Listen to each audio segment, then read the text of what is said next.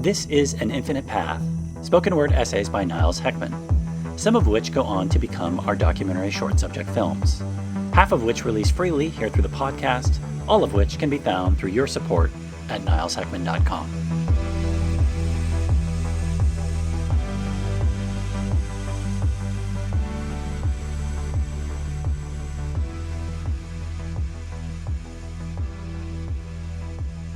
There has been a massive denigrating of psychedelics through the decades from many vectors, not just from the cultural operating system, but from various belief structures. Big religion craps on them because teacher plants can disintegrate its outer exoteric hollow shell and also show that the tiny excellent esoteric core, which makes up smaller, more personal introspective and experiential theology, was catalyzed by them. Big science has long ignored them, shrugged them off, or is scared it might show them something beyond just measurement.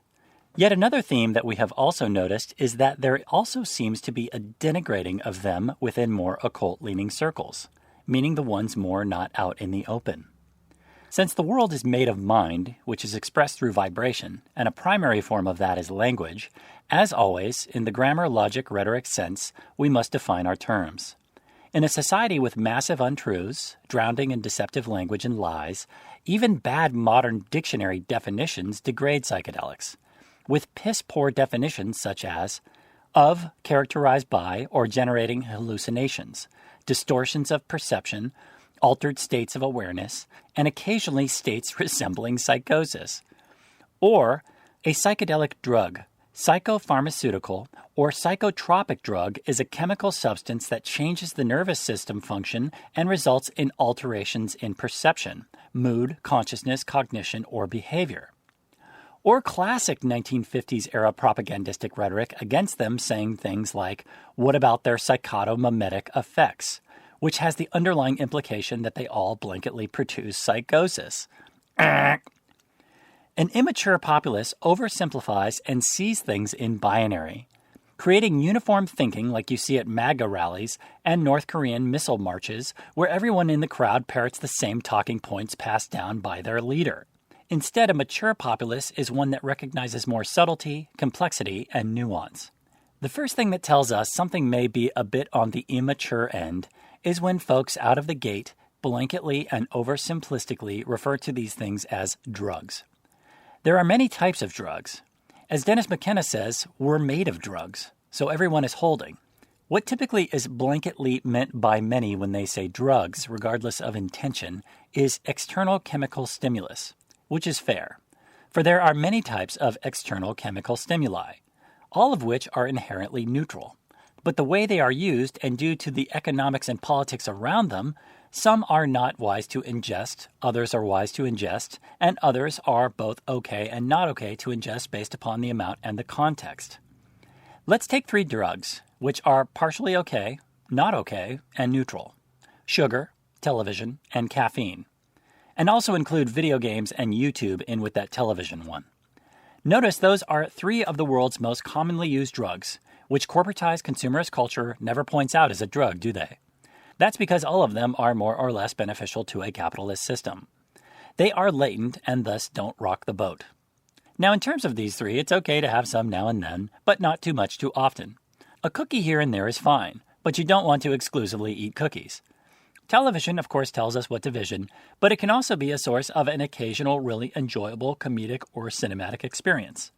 And coffee is a staple of the workforce, but drinking 10 energy drinks from the gas station in a short period of time can cause heart palpitations and, in extreme rare occurrences, death. Should any of them be illegal? Of course not. If regulated and taxed, all drugs should be legal in a more free and open society. Even flocka and crocodile heroin, both of which seem to turn their users into zombies. Would I want my daughter taking those or methamphetamine? No, of course not. Do I instead know that when things are illegal, they are opaque and pushed into more dangerous undertakings, funding and thus encouraging rising criminal underground behavior such as scuzzy back alley dealings, U.S. military resources guarding Afghan poppy fields, moonshine chemical meth labs, cartel drug tunnels and beheadings at the border, or off-the-book CIA drug smuggling planes from South America. Yet, like abortion, when it is legal, it is more transparently honest and actually becomes safer. for it is going to happen either way, legally or illegally. Like so many things wrong with the world, it's really an issue of both education and economics. I would educate my daughter to not take any external chemical stimuli that are contractive, for they send you downwards.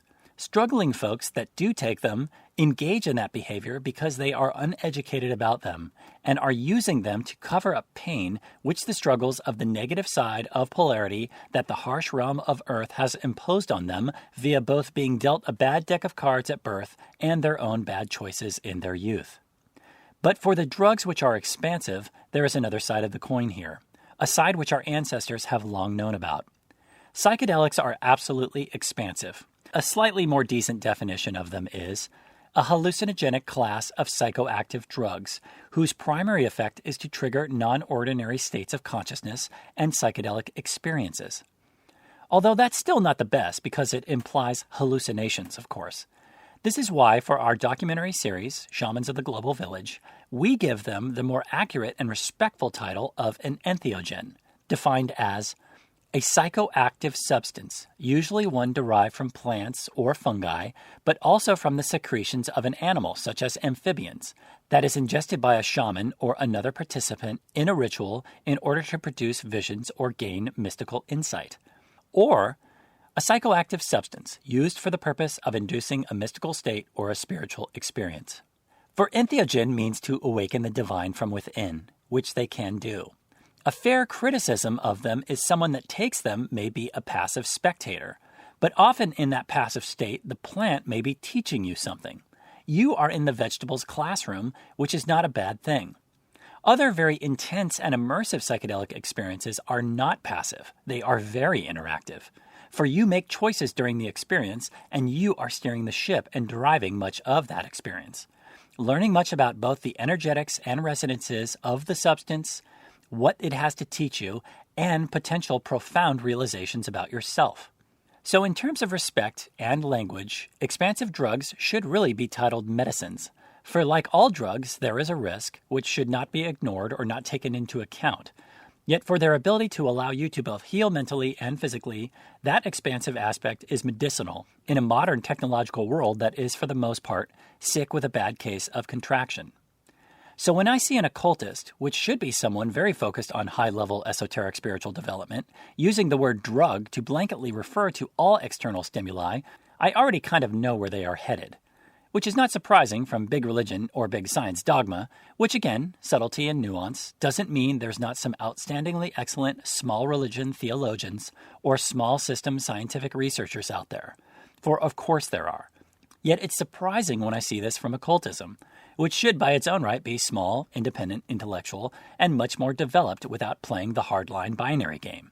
For example, a website that titles itself Occult Mysteries has a very binary, blanketed attitude towards psychedelic entheogens. In an article on the site entitled Tripping Out with Shamans, New Age Shamanism and the Drug Culture Associated with It, it puts down degrading words such as drugs, fad, bizarre, new age, black magic, illusions, hallucinations, and then cherry picks only negative stories about folks who died by taking ayahuasca, excluding the thousands of other stories of people whose lives have been life-changingly improved by taking ayahuasca, which is kind of like saying all modern medical surgery is bad because sometimes people die in surgery. An occult podcast, which we love, have been a guest on, who has a host who has been a guest on our podcast, and who we hold in very high regard and may collaborate with on the future, has had numerous guests on their show which get very emotionally negative in regards to psychedelics, saying statements like passive spectation, joyride, astral vacation, or attempted shortcuts. We call this emotionally charged attitude the Dane Cook factor. Dane Cook is an American stand-up comedian and film actor who had a quite quick rise to fame, which subsequently fell hard back down, to somewhat become the comedy equivalent of Vanilla Ice. People may rise, reign for a little bit, and then inevitably fall, and that's a simple cycle of those within many industries. But for some reason, the falls are always more intriguing and talked about than the rises to power. But who cares about the fall, as one could always do their own thing independently after fame, like Russell Brand, regardless of an industry's faux acceptance of them. Many fellow comedians hate Dane Cook. An often-cited reason why is because of joke stealing. But a lesser-known reason is because he took successful shortcuts to become famous. In any industry, to be known is to be successful, for obscurity is likely poverty, and sure, there are benefits to having notice and being in demand. Yet getting there is hard work. It's called paying your dues. One may have to spend a decade or two or more paying their dues before they get any sort of break and become more well-known. This has been a long-known adage within traditional thinking of most industries.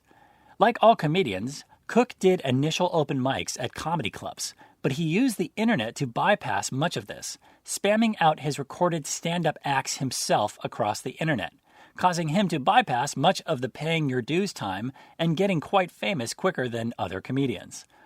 This type of bypassing is not well received in competitive industries because folks fighting to climb up a ladder of power despise those who rise up faster than them. The same is true for spirituality.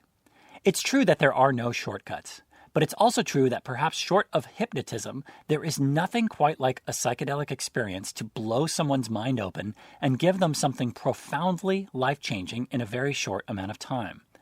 That is a very unique thing about them, and one of the main reasons why they are so important. Much of spiritual occult practice involves daily rituals, lengthy meditations, or sweeping up around the ashram for years, if not decades. Well, a psychedelic experience can have you crying in someone's arms later that night. That is powerful and rare, so thus much of the gang up against psychedelic taking compared to other forms of spiritual practice is because of this Dane Cook factor. It's not about the content, it's about the speed in which it happens.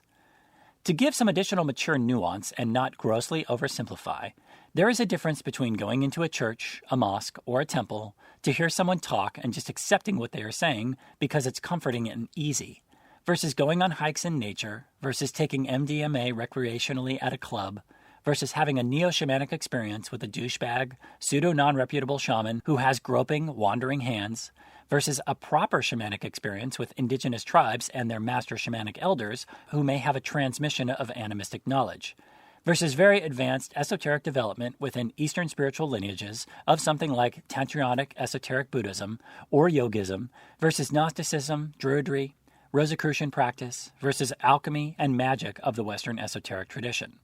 Those are all different things and are all different stages and paths of growth and development. Most of Homo vulgaris desperately needs to have a proper container and context into taking a psychedelic, which of course will not happen, but still, that must be said. Both atheistic materialist scientists and exoteric religious dogmatists can be shown that they may not know shit about shit after a psychedelic experience.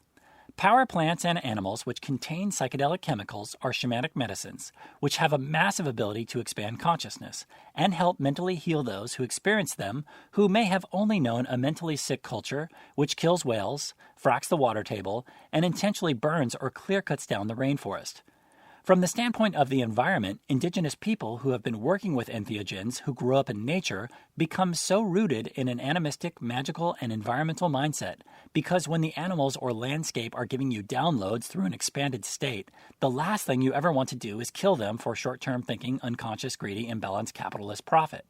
Since real spirituality is in balance with nature, like the mineral, animal, and vegetable kingdoms used in alchemy, shamanism is also in alignment with that. So it deserves that credit. However, and here's the key to this puzzle, entheogens are not an endpoint of authentic spiritual self-development. They are to be given credit and respect as a wonderful step along the way, as we wouldn't have been able to even write this or speak it to you if it wasn't for our experiences with them. Yet if one wants to be one of the extremely few leading-edge true Jedi in their development and betterment, and be on a continuing path of wisdom and deeper realization to the secrets of reality and go even further, then after a certain point, one doesn't need to take entheogens anymore. This is where authentic training in something like the Western esoteric tradition comes in. The problem with esotericism is there are very, very, very few realizers.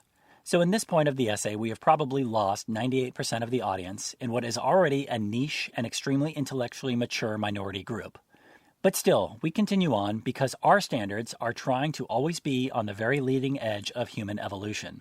And of course, even if you feel like you haven't had any esoteric experiences, your journey to do so will likely involve years of your own personal, autodidactic research beforehand, which you are doing now by listening to my rambles.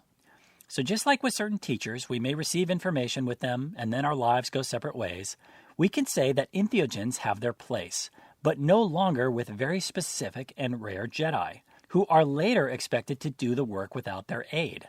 This is where we start to agree with the no external stimuli needed, of which most occult groups advocate.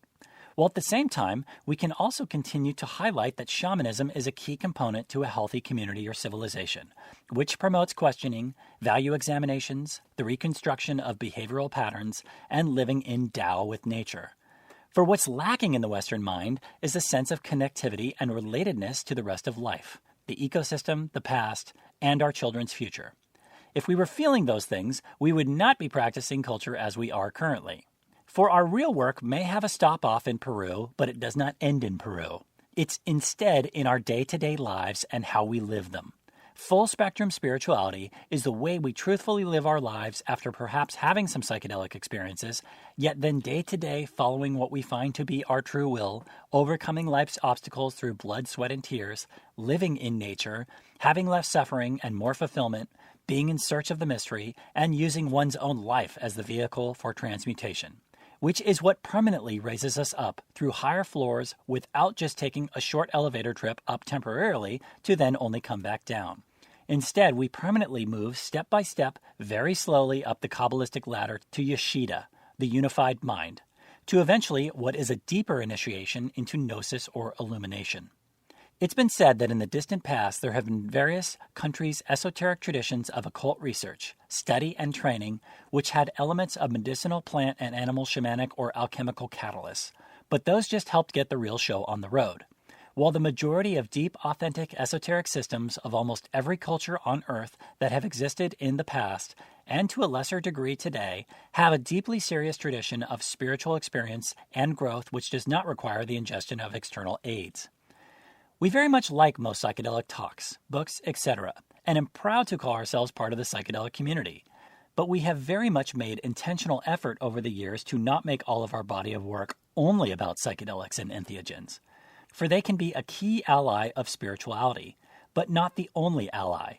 Please respect and love them as much as we do, but we have an even deeper love for the larger overarching full spectrum of esotericism and the continuing and spiraling yellow brick path of spiritual life.